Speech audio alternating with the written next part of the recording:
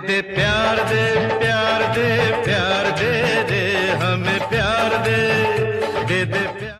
अमिताभ बच्चन, यह नाम जिंदा दिली का दूसरा नाम कहा जाए तो गलत नहीं होगा। जहाँ तेरी ये नजर है मेरी जान मुझे खबर है, जहाँ तेरी ये नजर है मेरी जान मुझे।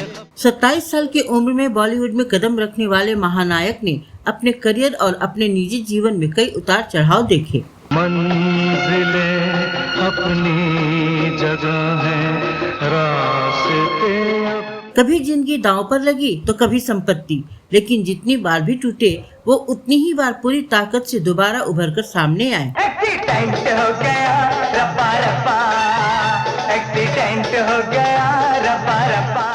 क्या किसी को इस बात का अंदाजा रहा होगा कि ये कभी महानायक बनकर बॉलीवुड पर राज करेंगे? जाते हो जाने जाना आखिरी सलाह।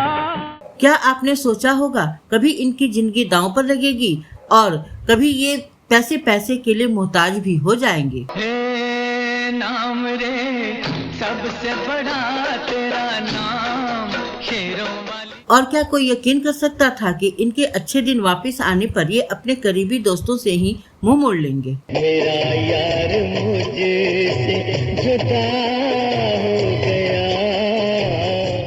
जानेंगे और भी बहुत कुछ, बस बने रहिए हमारे साथ।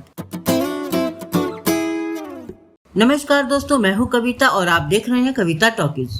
70 के दशक में महानायक बन चुके अमिताभ बच्चन ने अपने करियर और निजी जीवन में कई उतार चढ़ाव देखे।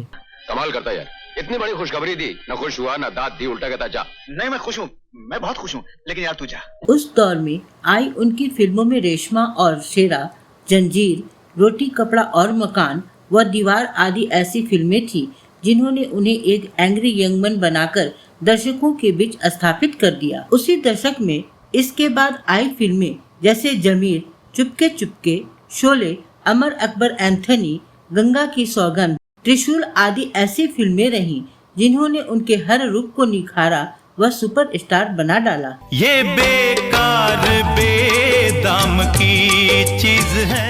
70 के दशक के अंत तक तो आलम यह हो गया था कि अमिताभ चाहे किसी भी किरदार में आए, दर्शक उन्हें सर आंखों पर बिठाने को तैयार रहते थे। फूलों के डेरे हैं, साए घनेरे हैं, झूम रही है हवाएं। इस दौर की उनकी प्रमुख फिल्में थीं कस्मे वादे, त्रिशूल, डॉन, मुकद्दर का सिकंदर, मिस्टर नटवरलाल, काला पत्थर और सुहाग आदि। 18 बरस की तू होने को आई रे, 18 बरस। इन फिल्मों में अमिताभ एक्शन हीरो से लेकर कॉमेडियन और रोमांटिक बॉय तक के रोल में नजर आए, लेकिन दर्शकों के बीच सुपर हिट रहे।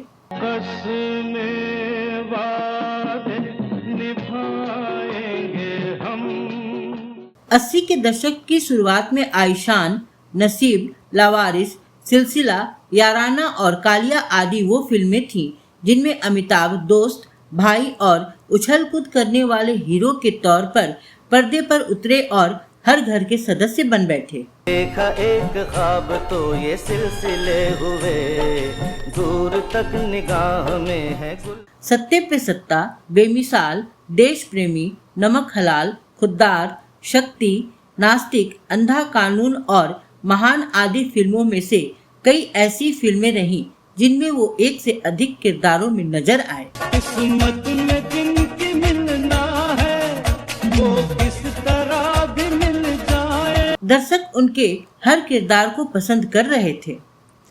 80 के दशक के मध्य में जब कुली फिल्म की शूटिंग के दौरान जब उनका एक्सीडेंट हुआ और उनकी हालत बहुत ही खराब हो गई, तब एक तरफ डॉक्टर्स अपनी पूरी कोशिश में लगे हुए थे तो दूसरी तरफ देश और दुनिया में करोड़ों लोग अमित जी की जिंदगी की सलामती के लिए दुआ कर रहे थे। लोगों की दुआओं और डॉक्टरों के प्रयास से अमित जी चंगे हो गए और फिर अभी तक उनको टक्कर देने वाला कोई नहीं आया। हम क्या इज्जत हुआ है यारो, हमरी कोई खबर। इसके बाद भी आई फिल्में इनकलाब, शराबी, गिरफ्तार, मर्द और आखिरी रास्ता जैसी उनकी फिल्में ब्लॉकबस्टर साबित हुईं और अमिताभ दर्शकों के दिलो दिमाग पर छाए रहे। मर्द टांगे वाला मैं हूँ, मर्द टांगे वाला, मुझे दुश्मन क्या मारेगा। लेकिन इस बीच कुछ फिल्में ऐसी भी आईं जो ज्यादा चल नहीं पाई। उन्होंने एक कंपनी शुरू की जिसका व्यापार मनोरंजन के कई क्षेत्रों में फैला। फिल्म निर्माण से लेकर मिस वर्ल्ड जैसे आयोजनों तक में अपना दखल रखने वाली इस कंपनी का नाम था अमिताभ बच्चन कॉरपोरेशन लिमिटेड यानी ABCL।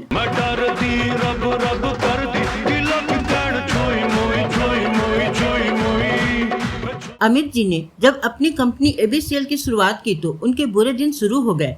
कंपनी बुरी तरह डूब गई और अमिताभ जी के लिए बैंक वालों को पैसा लौटाना मुश्किल हो गया। उस वक्त एक्टर अंजन श्रीवास्तव ने उनका बहुत साथ दिया। उन दिनों अंजन जी बैंक में काम करने के साथ साथ फिल्मों में भी अपने पैर जमाने की कोशिश कर रहे थे। एक इंटरव्यू में अंजन जी ने बताया कि अमिताभ जी की हालत ऐसी हो गई थी कि वो बैंक वालों को देखते ही हाथ जोड़ लेते थे। AB कॉर्प बना था।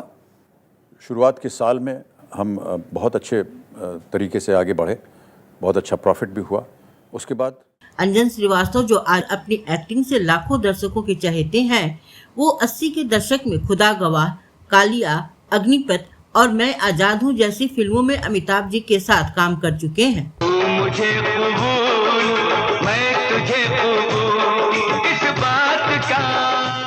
अंजन श्रीवास्तव ने राजश्री अनप्लग्ड को एक इंटरव्यू में बताया कि फिल्मिस्तान स्टूडियो में शहंशाह के सेट पर अमिताभ जी से मिलने गया था। उन दिनों उनके खिलाफ बहुत बड़ा आंदोलन चल रहा था। पोस्टर फाड़े जा रहे थे। अमित जी का सिर झुक गया था। अंधेरी रातों में सुनसान राहों पर। उन दिनों उन्हें कोई पूछने वाला नहीं था। मैं उनके पास गया और पूछा कि भाई साहब आप कैसे हैं? ठीक हूँ, इतना ही बोला उन्होंने। मेरे सिवा किसी का तू नाम नहीं लेना, ऐसी बेवफाई से तू काम नहीं लेना। अमिताभ जी के खिलाफ कोलकाता में विरोध प्रदर्शन चल रहा था और हर तरफ तरह तरह की आलोचनाएं की जा रही थी। यहाँ तक कि अमित जी के पिताजी के इलाहाबाद के साहित्यकार दोस्त भी उनके खिलाफ बुरा भला बोलने लग गए थे, बिना कुछ जाने। ये क्या है? चप्पल कौन सा? कोल्हापुरी। नंबर? मालूम नहीं। मालूम नहीं। No number. उस समय उनकी स्थिति बुरी हो गई थी। अंजन जी ने अमिताभ बच्चन के मुश्किल दौर के बारे में बात की और कहा कि कैसे वो उस टाइम उन्हें देखते ही हाथ जोड़कर खड़े हो जाते थे। यह वो दौर था जब 1996 में अमित जी ने कॉरपोरेशन लिमिटेड यानी ABCL की स्थापना की थी, लेकिन यह कंपनी अब बुरी तरह से डूब गई और यहीं से अमिताभ बच्चन की माली हालत बिगड़ गई। अंजन जी कहते हैं कि अमित जी एक गलत बैंक के स्टेटमेंट की वजह से बुरी तरह से फंस गए थे। मुझे और मेरे मैनेजर को एहसास हो रहा था कि बिग बी के साथ गलत हो रहा है। मैंने खुद बैंक मैनेजर से कहा कि वह अमिताभ बच्चन के खिलाफ मुकदमा दायर न करें क्योंकि वह निर्दोष हैं और उन्हें इस मामले में सिर्फ घसीटा जा रहा है। रोते हुए आते हैं सब, हंसता हुआ जो जा। हालांकि जब मैं उनसे फिल्म के सेट पर मिलने के लिए पहुंचा तो वो हाथ जोड़कर खड़े हो गए थे। उस समय अमित जी ने मुझसे कहा था कि मैं जल्द से जल्द आपके पैसे लौटा दूंगा। तब मैंने कहा कि हम उसके लिए नहीं आए हैं, आपके अकाउंटेंट की गलती की वजह से आए हैं। आप तब पैसे लौटा दीजिएगा जब आप समर्थ हों। हमें आप पर पूरा भरोसा है कि आप पैसे देंगे और आपका इरादा बिल्कुल सही है, लेकिन इस तरह की बैंकिंग में दूसरे बैंकों से लेन देन ना करें। और इसी बीच बच्चन जी को कौन बनेगा करोड़पति का ऑफर मिला, जिसे उन्होंने बिना देर के स्वीकार कर लिया। फिर इसके बाद अमिताभ बच्चन धीरे धीरे फिर से अपने फॉर्म में आ गए और उन्होंने बैंक के सारे पैसे उतार दिए। छूकर मेरे मन को किया तूने क्या इशारा बदला। अंजन जी कहते हैं कि अमित जी जितनी बार भी टूटे वो उतनी ही बार पूरी ताकत से दोबारा उभरकर सामने आए। चाहे वो आर्थिक स्थिति हो या शारीरिक, इन दोनों ही मुसीबतों से इन्होंने डटकर मुकाबला किया। आज वह देश और दुनिया में करोड़ों लोगों के चहेते हैं।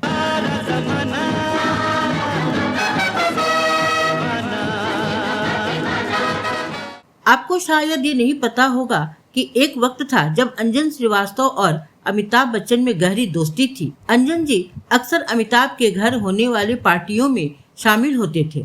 वहीं बिग बी की वाइफ जया बच्चन संग भी उनके अच्छे संबंध थे, लेकिन उनकी दोस्ती एक समय बाद टूट गई। अब सालों बाद अंजन श्रीवास्तव ने इस बारे में बात की और कहा कि अमिताभ बच्चन ने करोड़पति बनते ही उनका साथ छोड़ दिया, जबकि वह हमेशा अमिताभ बच्चन के बुरे वक्त में खड़े रहते थे। के पान बनारस वाला खुल जाए बंद अकल का ताला। अमिताभ बच्चन के दिन फिर से सुधरने लगे, पर उनके अंदाज एकदम बदल गए। उन्होंने अपने सभी पुराने दोस्तों से रिश्ता तोड़ लिया। अंजन श्रीवास्तव का कहना है कि कौन बनेगा करोड़पति शो शुरू होते ही उनके और अमिताभ बच्चन के रिश्ते में भी खटास आ गई। अंजन जी ने कहा कि पहले बिग बी की पत्नी जया जी मुझे फोन करती थी और मुझे अपने परिवार के साथ होली मनाने के लिए हमेशा बुलाया करती थी, लेकिन धीरे धीरे ये सब कुछ खत्म हो गया। अंजन जी कहते हैं कि इससे मेरे करियर पर कोई असर नहीं पड़ा, लेकिन एक रिश्ता का नुकसान जरूर हुआ। मुझे लगता है कि मेरे थिएटर के कुछ दोस्तों ने ही अमिताभ बच्चन को मेरे खिलाफ भड़काया होगा, जिससे हमारे बीच की दोस्ती खत्म हो गई।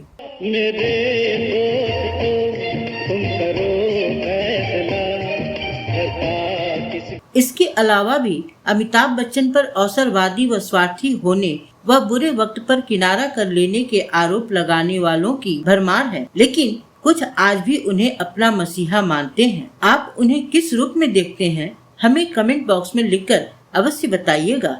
धीरे धीरे उसमें स्वयं मेहनत करके हमने जितने भी हमारे कर्जदार थे, करीबन 90 या 100 करोड़ के हमारे। तो दोस्तों, आपको हमारा आज का वीडियो कैसा लगा, हमें कमेंट बॉक्स में जरूर बताइएगा। अगर आपके पास इस किस्से से जुड़ी कोई और जानकारी होगी तो वो भी हमें जरूर भेजिएगा, ताकि हम उसे अपने अगले वीडियो में डाल सकें। तो चलिए अगले वीडियो में फिर होगी मुलाकात। तब तक के लिए दीजिए अपनी दोस्त और होस्ट कविता को इजाजत। नमस्कार।